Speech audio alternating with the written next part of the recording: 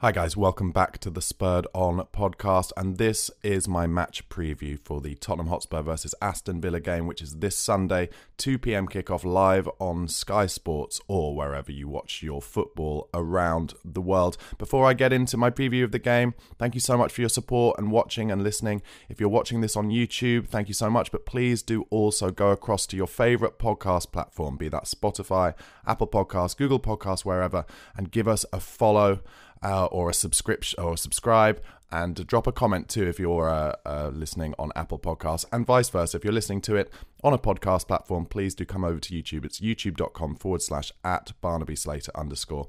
All your support is so appreciated. Thank you so much. So, getting into this very tricky Aston Villa game. They pipped us to the post to get European football last year. Since Unai Emery has come in, despite the fact that at Arsenal he was seen as a bit of a laughingstock, they didn't like him there.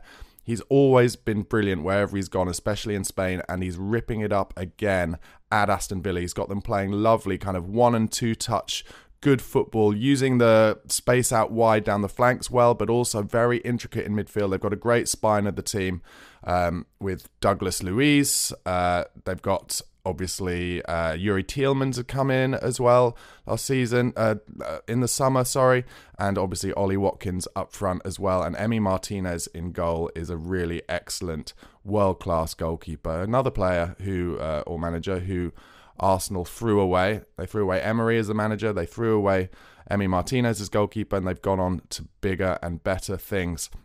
So it's going to be a tough game. That is the reality of it. Aston Villa have beaten us in the last 2 games that we played against them. It was 2-1 at Villa Park back in May.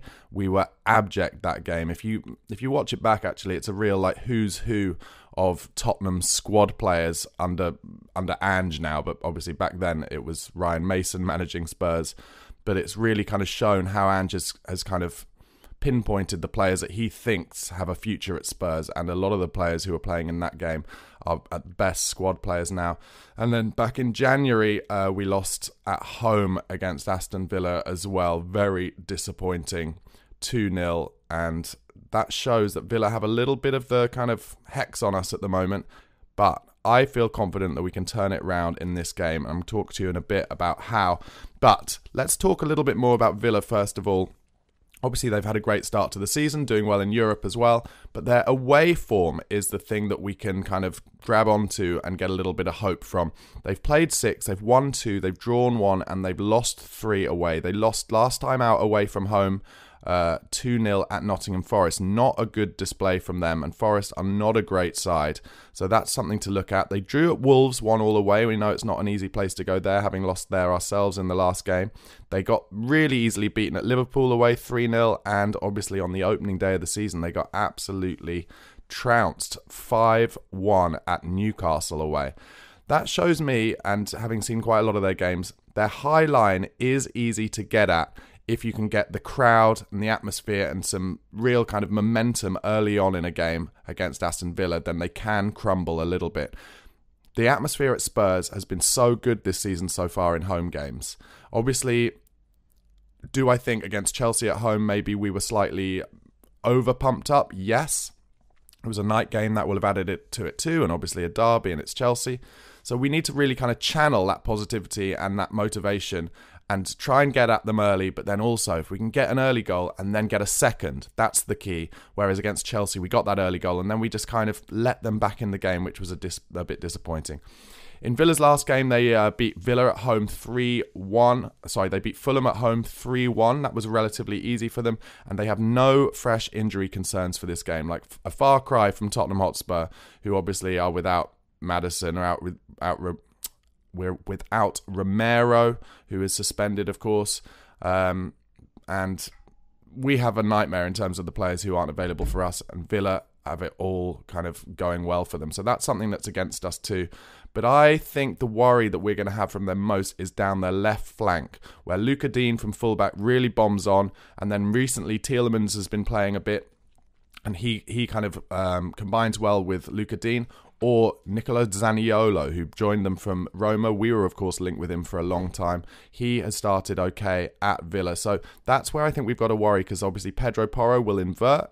play central midfield when we've got the ball. And what I think Emery is going to say to his players is, when we transition, when we win the ball back off them, that's when Dina can get round the back on the left flank, pick him out and get some crosses in then for late runners into the box like Diaby. He is a great finisher, making late runs into the box. He's really impressed me since he's joined them from Leverkusen. A good signing. It really interests me actually as to whether Tottenham were interested in him, because he is the kind of player that I would have liked to have seen at Spurs.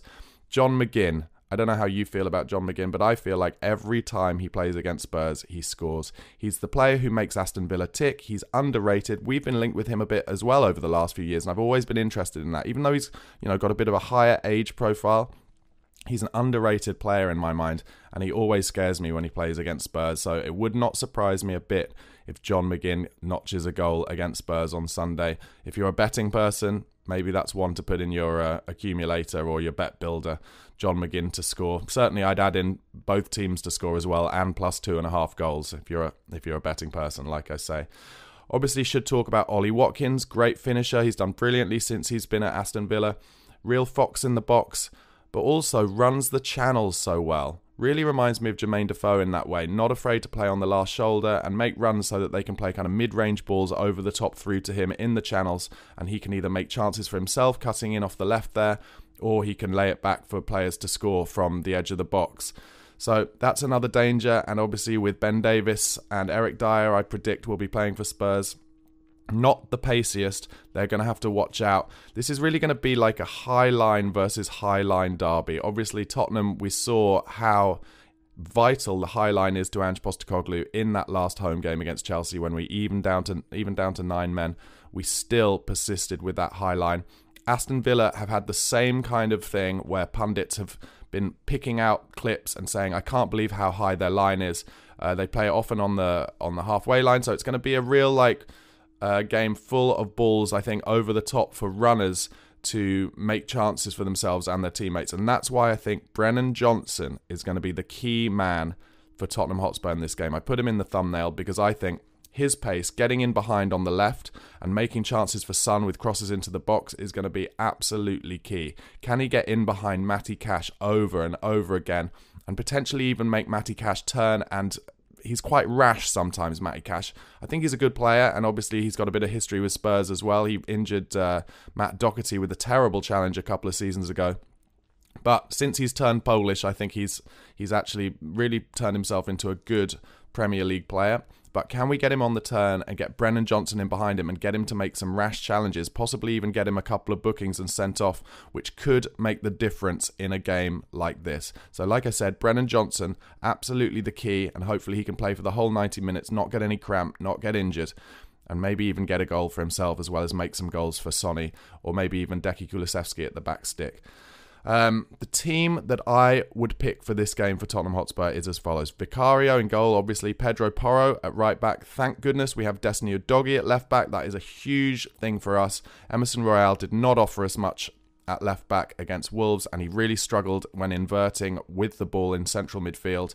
He's just not good enough on the ball, and it's a bit odd actually, because he's one of the only Brazilian players I've ever seen who isn't great on the ball. He's a good defender though, but I don't think he's right for playing this inverted fullback role. So I'm so glad to have Destiny Udogie back. He didn't play for Italy in the international break, and that means he will have had a couple of weeks to calm his little knockdown that I think he's been playing with. So really excited to have Udogie back. I think it'll make a huge difference. As I said earlier, I think Dyer and Davis will continue at centre-back. Clearly, Ange hasn't seen enough from Ashley Phillips. And also I noticed that Ashley Phillips didn't even start for the England under-19s during the international break. He was on the bench, so he's clearly not quite ready. So that's why I think Dyer plays while Romero is injured, and I think Ben Davies plays because he's left-footed. He can play centre-back, although rarely in a four, admittedly. He did play well against Wolves, but that left-footedness allows us to have the balance in the back four and open it out. And I think that'll make more of a difference with Udogie on the left with him, so we'll be able to push Aston Villa back from that side. Then I think Højbjerg will continue because Bissouma is suspended. I know a lot of fans won't be delighted to hear that, but I think he will continue in that six. I think Pat Matasar will play, and I think Giovanni Lo Celso has to play. We were so devoid of creativity against Wolves. We need that, especially at home. So I think Gio will get his chance, assuming he comes back from Argentina duty without any injuries. And then Brennan Johnson, Deki Kulusevski, and Heung-min Son as the forward 3. My prediction for the game, high scoring game, as I said, 3-2 Spurs I'm going for. I think it's going to be all about the atmosphere at the stadium. Get behind them, get positive, support those players that previously haven't been supported. Get behind Eric Dyer, get behind Ben Davies, because we need these players over the next month or so, especially. We need to pick up results, and I think a win against Villa would be absolutely huge. And final point, I've mentioned it, but I think this is a big chance for Giovanni Lo Celso to prove to the fans he's got what it takes to play in the Premier League. He's got what it takes to take the game by the scruff of the neck and be Spurs' key player. Unai Emery wanted Giovanni Lo Celso at Aston Villa in the summer. They were the rumours. Can he impress him now? You almost say to him, all right, well, if you want me, come and make a bid for me. And more importantly, set up some goals and maybe even score some goals for Tottenham in a huge game against Aston Villa, and a chance to put our bad form behind us and then go into that Manchester City away game as a no-lose gamble in the next one. Guys, let me know in the comments what you think the score will be, what you want your team to be, and also please do subscribe if you're watching on YouTube, and go over to your favourite podcast platform, be that Apple Podcasts, Google or Spotify, and support me there as well. Thank you so much for watching and listening, and come on you Spurs.